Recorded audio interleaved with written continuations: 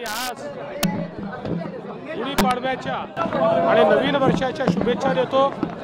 हे नवीन वर्ष सर्वांच्या जीवनामध्ये सुख समाधान आरोग्य ऐश्वर्याचे जावो अशा प्रकारची कामना करतो आणि या नवीन वर्षाच्या निमित्ताने एक समृद्ध महाराष्ट्र घडवण्याचा संकल्प या ठिकाणी व्यक्त करतो।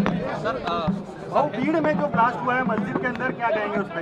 कि उसकी जानकारी मिली है, किसने किया है ये भी जानकारी मिली है, उसकी बाकी जानकारी वहाँ के जो एसपी है वो प्रेस लेकर देंगे। सर हे सांगा मराठीमध्ये बीडमध्ये जो ब्लास्ट झाला त्या संदर्भात त्याची सगळी माहिती मिळालेली आहे, एसपी याची सगळी माहिती तुम्हाला देते। सर या ठिकाणी तुम्ही आले या बँकेत घोटाळा झाला होता,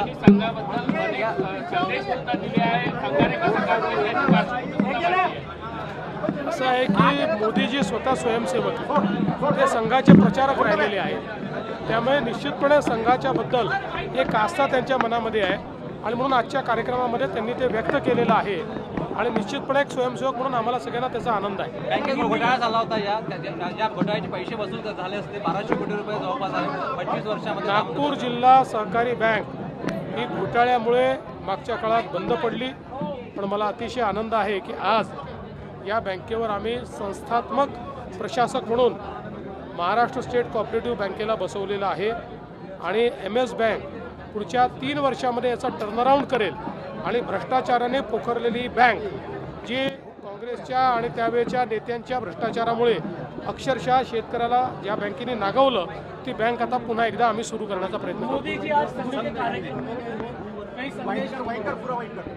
देखिए मोदी जी एक स्वयंसेवक है, वे प्रचारक रहे हैं, आज भी उनका जीवन एक प्रचारक जैसा ही जीवन है, इसलिए जब वो कार्यक्रम में आए तो उनके भाषण में वही उनका अनुभव, वही उनकी अनुभूति हमको देखने को मिली और हमको बहुत खुशी है कि एक स्वयंसेवक के रूप में हम भी उसमें उपस्थित थे।